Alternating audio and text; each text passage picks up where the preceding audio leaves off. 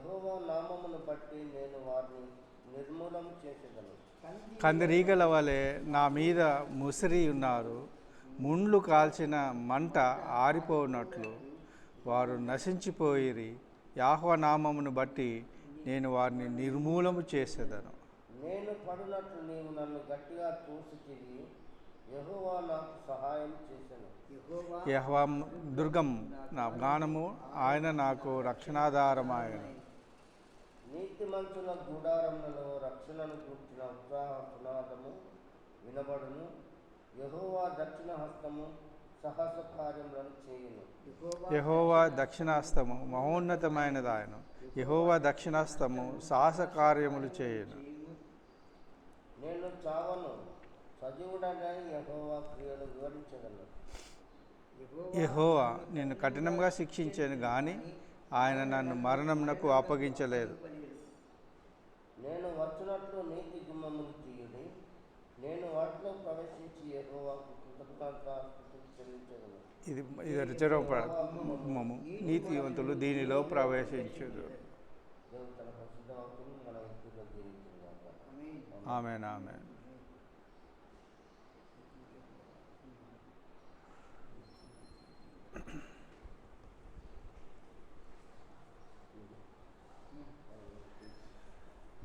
అయితే ఈ కీర్తనకారుడు ఏమంటున్నాడంటే, నలుదిశలా నన్ను వారు చుట్టుకొని ఉండరు, శత్రువులు చుట్టుకొని ఉన్నారు అన్నట్టు. నలుదిశలా అంటే ఏ దిక్కులు అవి? East, west, south. అది ఉత్తర, దక్షిణ, తూర్పు, పడమర ఏంటిదంటే ఈ యొక్క దేవదూతలు ఉంటాయన్నట్టు అక్కడ. ఉత్తర దిక్కున ఒకటి, దక్షిణ దిక్కు ఒకటి, తూర్పు దిక్కు ఒకటి, పడమట దిక్కు ఒకటి ఉంటాయి అన్నట్టు. ఉండి గాలిని ఆపుతున్నాయి, లేకపోతే మనమందరం చచ్చిపోయేవాళ్ళం. ఈ గాలి ఆపుతున్నాయి అన్నట్టు అవి. అది ఎక్కడున్నదంటే ప్రకటన గ్రంథంలో 6వ అధ్యాయంలో ఉన్నది. ప్రకటన గ్రంథము 7వ అధ్యాయము 6వ అధ్యాయంలో ఉన్నది. చూడండి, ప్రకటన గ్రంథము 4 దిక్కుల వాళ్ళు ఏం చేస్తారనంటే ఈ యొక్క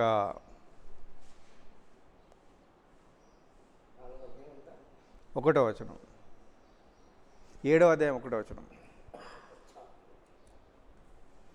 7వ అధ్యాయము 1వ వచనం, ప్రకటన గ్రంథము 7వ. నాలుగు దిక్కులలో నలుగురు దేవదూతలు నిలిచి ఉండి భూమి మీదనైనా సముద్రం మీదనైనను ఏ చెట్టు మీదనైనను గాలి వీచకుండునట్లు భూమి యొక్క 4 దిక్కుల వాయువులను పట్టుకొని ఉండగా చూచి. చాలు నలుగురు దేవదూతలు 4 దిక్కుల భూమిని వాయువును పట్టుకొని ఉంటారు అన్నట్టు. ఈ యొక్క సన్నివేశము చాలా గొప్పది అన్నట్టు. అది 4 దిక్కుల తూర్పు, పడమర, ఉత్తర, దక్షిణ దిక్కులను వాళ్ళు పట్టుకొని ఉంటారు. దేవుడు ఈ సృష్టిని అంతటి చేసినాడు అన్నట్టు. ఆయన చేసి ఆయన దూతలకు అప్పగించినాడు అన్నట్టు. యెహోవా నామమును బట్టి నిన్ను నిర్మూలము చేసేదని. వాళ్ళని ఏం చేస్తాడు? నిర్మూలం అంటే నాశనం చేస్తాడు. ఎవరిని? దుష్టులను, పాపులను. యెహోవా నామమును బట్టి నేను అని అంటున్నాడు. ఇక్కడ ఎవరు? కీర్తనకారుడు అంటే కీర్తనకారుడు. ఈ రాసిన వారు ఏమంటున్నారంటే, నలుదిశల వారు నన్ను చుట్టుకొని ఉన్నారు. ఇటుపైన వాళ్ళే వస్తున్నారు, ఇటుపైన వాళ్ళే వస్తున్నారు, ఇటుపైన వాళ్ళే వస్తున్నారు, ఇటుపైన వస్తున్నారు. కానీ వాళ్ళను నేను నిర్మూలము చేసే వరకు నేను ఉండను అని ఈయన అంటున్నాడు. వాళ్ళు ఎట్లున్నారు? కందిరీగల వలె నా మీద ముసిరి ఉన్నారు. కందిరీగలు ఎట్లా?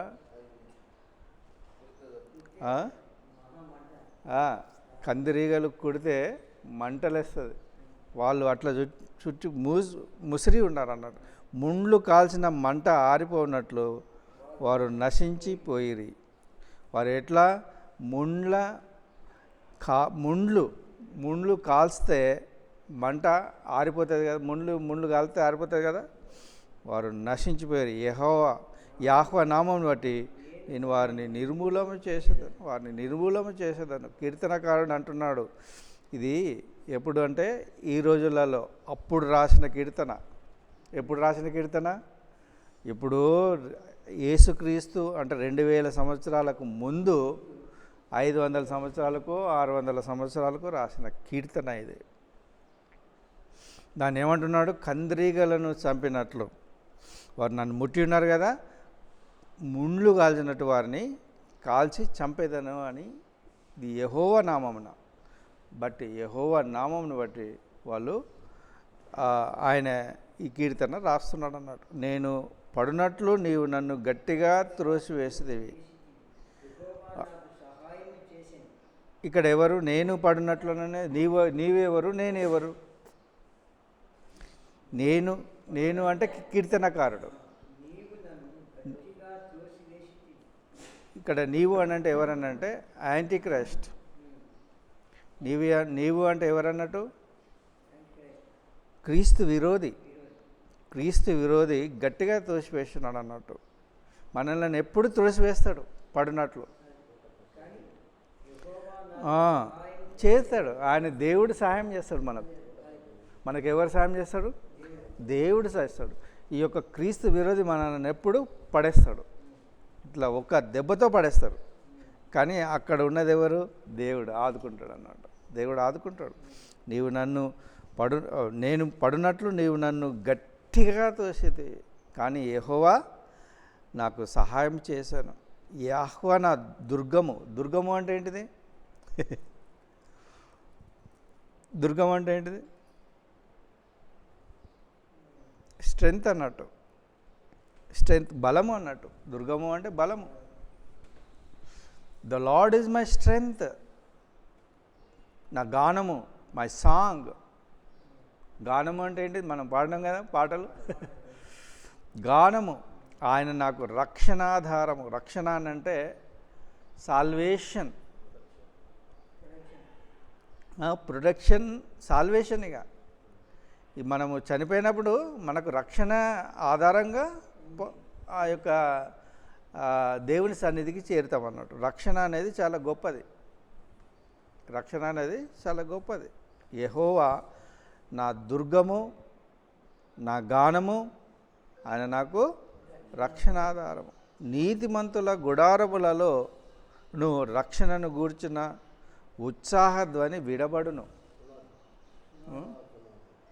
ఉత్సాహ సునాదము వినబడును. నీతిమంతుల గుడారం. నీతిమంతులు ఎవరు? ఆయనను అంగీకరించిన వారు మాత్రమే నీతిమంతులు. వాళ్ళ గుడారము ఎట్లున్నది? రక్షణను గూర్చిన ఉత్సాహ సునాదము వినపడును. ధ్వని వినబడుతుంది. ఈ యొక్క కీర్తన ఈ యొక్క 11వ వచనం నుండి బైబిల్ యొక్క 2వ భాగం అన్నట్టు. ఈ 10వ వచనం ఏంటిదంటే, యెహోవా జనులను నన్ను చుట్టుకొని ఉన్నారు. యెహోవా నామమును బట్టి నేను వారిని రాజులను నమ్ముకొనుట కంటే యెహోవాను ఆశ్రయించడం మేలు అనేది అది బైబిల్ యొక్క సెంటర్ భాగం అన్నట్టు. ఇటు ఒక భాగము, ఇటు 2వ భాగము. ఈ యొక్క 2వ భాగంలో నుండి మనం అడుగుపెట్టినాం అన్నట్టు. 2వ భాగంలోనికి అడుగుపెట్టినాం. నీతిమంతుల గుడారములలో రక్షణను గూర్చిన ఉత్సాహ సునాదము వినబడును. యెహోవా దక్షిణహస్తము సాహస కార్యములు చేయును. ఆడేం చేస్తాడు? క్రీస్తు విరోధి మనల్ని పట్టి ఇట్లా గట్టిగా నెట్టివేసినప్పుడు ఆయన దక్షిణహస్తము మనలను ఆదుకుంటుంది. దక్షిణహస్తం సాహస కార్యములు చేస్తుంది అన్నట్టు. దేవుని యొక్క దక్షిణహస్తము అంటే ఆయన యొక్క కుడి చెయ్యి సాహస కార్యాలు చేస్తుంది. యెహోవా దక్షిణహస్తం మహోన్నతమాయను. మహోన్నతం అంటే ఎగ్జాల్టెడ్ అంటే మనం ఆయనను కొనియాడితే ఆయన హస్తము దీవింపబడుతుంది. మనము మనము అట్లా మనము దేవుణ్ణి కొనియాడబడాలి. దేవుణ్ణి కొనియాడుతున్నప్పుడు ఆయన హస్తం కార్యాలు, గొప్ప కార్యాలు చేస్తాయి. యెహోవా హస్తము సాహస కార్యములను చేయును. సాహస కార్యములను చేస్తుంది యెహోవా హస్తము. నేను చావను, సజీవుడనై యెహోవా క్రియలు వివరించేదను. మనం చనిపోము, చనిపోయినా కూడా ఏం చేస్తాము? తిరిగి లేస్తాం. ఇది ఏంటిదంటే ఈ యొక్క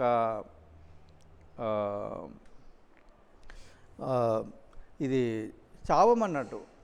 ఎందుకంటే మనం చచ్చిపోయినా కూడా తిరిగి లేస్తాము.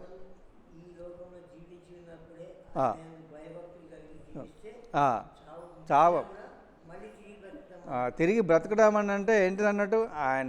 ఆయనను కొనియాడతాం అన్నట్టు. మనం చనిపోయినా కూడా ఆయనను కొనియాడతాం. అన్యులు అట్లా కాదు, అన్యులు చనిపోతే చనిపోయినట్టే. కానీ మనము ఆయన సజీవుడనై యెహోవా క్రియలు వివరించేదను అని అంటున్నాడు, చావను అని అంటున్నాడు. యెహోవా నన్ను కఠినంగా శిక్షించాను. నన్ను ఎట్లా శిక్షించాడు?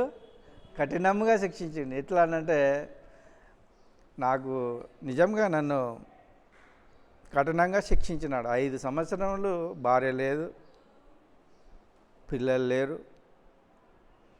అదైతే మజాగా ఉన్నది, చాలా మజాగా ఉన్నది. ఆయన మరణంకు నన్ను అప్పగించలేదు. అది నీ జీవితంలో కూడా అంతే, నీ జీవితంలో కూడా అంతే. మరణానికి మనలను అప్పగించేవాడు కాడు. ఆయన కఠినంగా శిక్షిస్తాడు. ఆయన శిక్ష కఠినంగా ఉంటుంది మనలను. అంతేగా, మనం ఏం చెప్పలేము. సరి చేసుకుంటాడు, ఆయన సరి చేసుకుంటాడు. కానీ ఆయన నన్ను మరణంనకు అప్పగింపలేదు. నేను వచ్చినట్లు నీతి గుమ్మములు తీయుడి. నీతి గుమ్మములు అంటే ఏంటిది? గుమ్మములు, గేట్స్ అంటే ఏంటిది? గుమ్మము అంటే ఏంటిది? గుమ్మం, దర్వాజాలు. కరెక్ట్, దర్వాజాలు. దేవుని దర్వాజాలు ఎక్కడుంటాయంటే అది తీర్పు తీర్చే గడి అన్నట్టు. అది స్థానము. ఏ స్థానం అంటే తీర్పు తీర్చేది. నీవు ఇటు వస్తావా అదే చెప్తుంది.